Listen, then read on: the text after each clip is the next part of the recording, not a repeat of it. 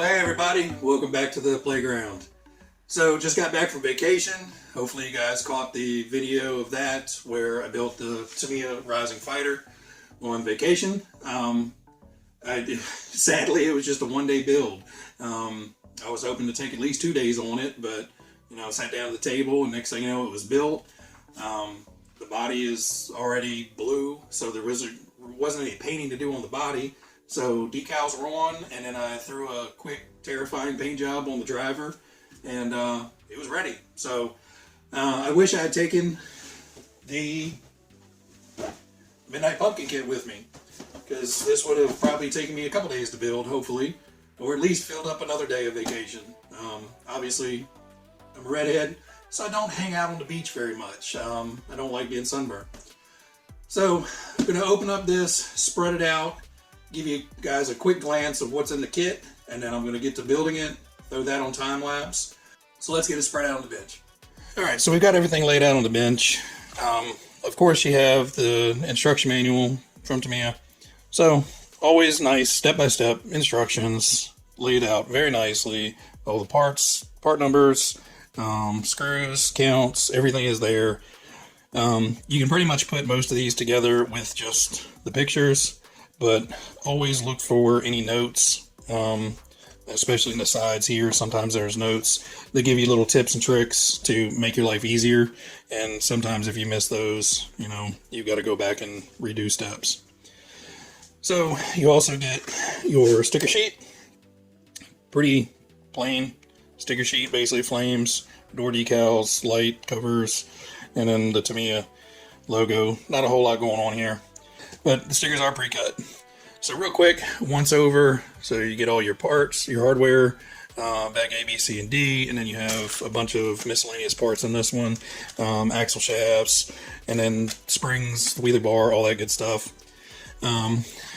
Main chassis tub. This is based off of kind of the lunchbox, well, it's the lunchbox chassis basically, same thing.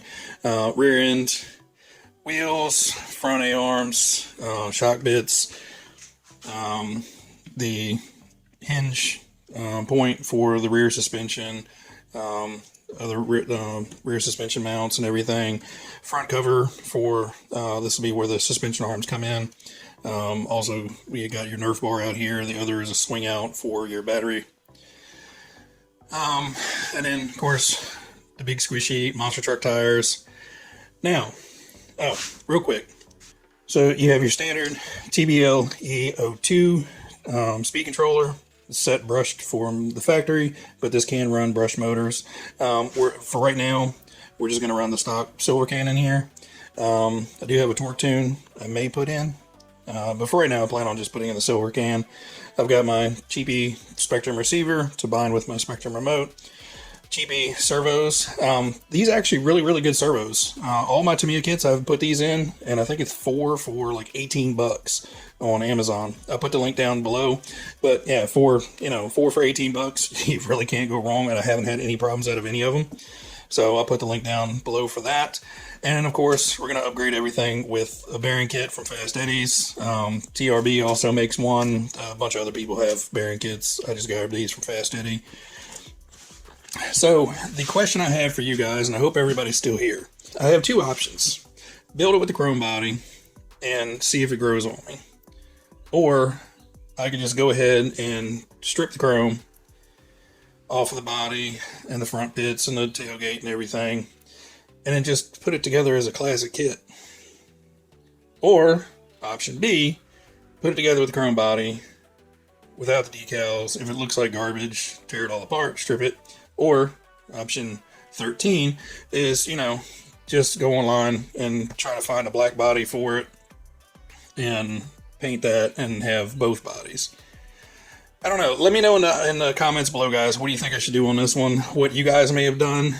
If you guys have put the whole chrome, I mean, it is shiny, I give it that. But if you guys have put the whole chrome body together and liked it, again, I'm really on the fence. I could go either way. I think we may just dry fit everything loosely and stick it on there once we're done and see what I think. Obviously, I don't want to waste the decals. on a body that I'm not going to be happy with. So we'll see what it looks like as Chrome Dome, I guess, for now. And then we'll go from there. But let me know down in the comments what you guys think. And like I said, what do you guys think on, the bright chrome wheels with a black chrome body? Was that a good decision, or am I just crazy? Because I think the black chrome rims should have come with it, like the Black Edition Cloudbuster. Alright, well, I've rambled on enough. Let me go ahead and set up time lapse, get all this stuff organized, get it built, and we'll come back and I'll potentially ramble on and ponder about the body some more. Alright guys, see you in a little bit.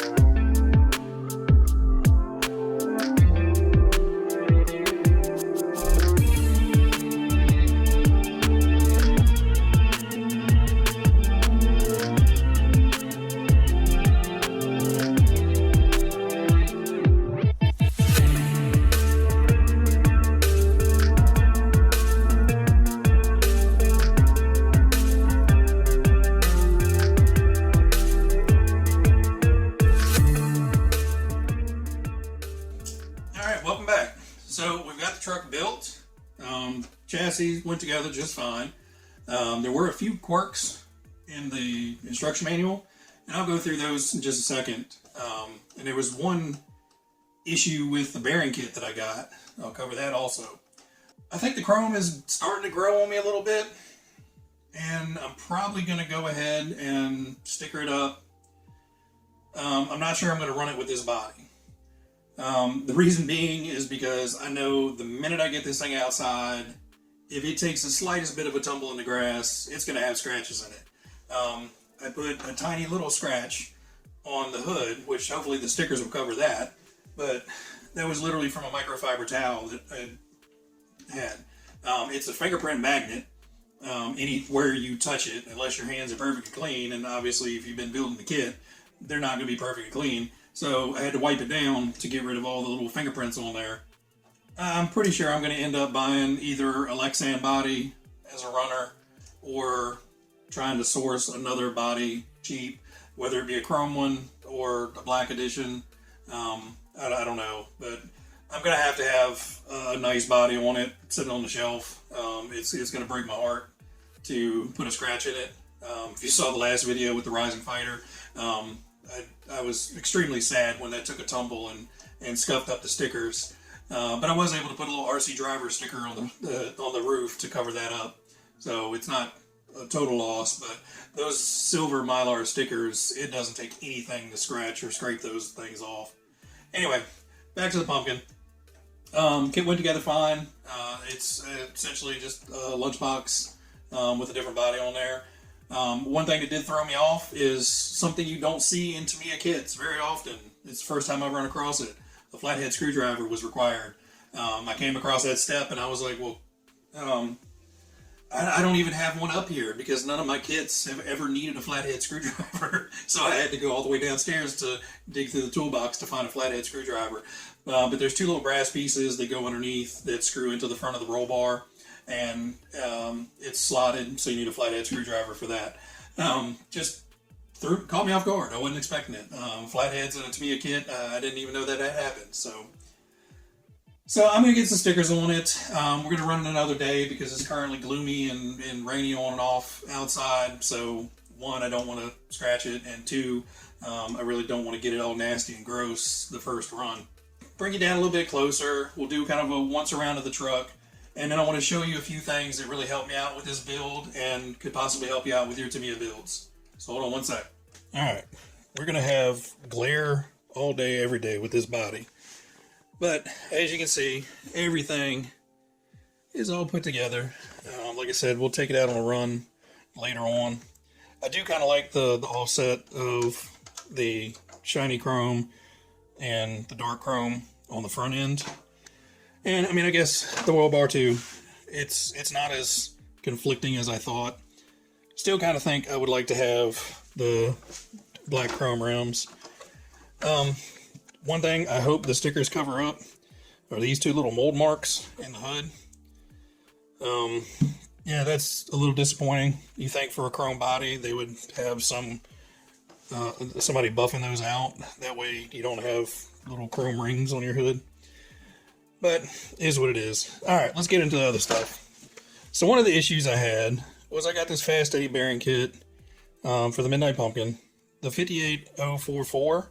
I looked on Tamiya's site. That's not even the right kit. That's the Pajero kit, which is the original chassis design, which any of them should work. I think this bearing just got included by accident. So this is actually a 4x8. So it's 4mm inside, 8mm outside. And I think 4mm wide, I'm not sure. Thankfully, I have a bag of random bearings, which I probably actually had enough in this. But I had a small thing of old Duratrax 5x8s, which those are the right size. And the problem is, this goes on the metal shaft, or a metal shaft inside of the transmission that is 5mm wide. So there is no way that that bearing was going to fit in that kit.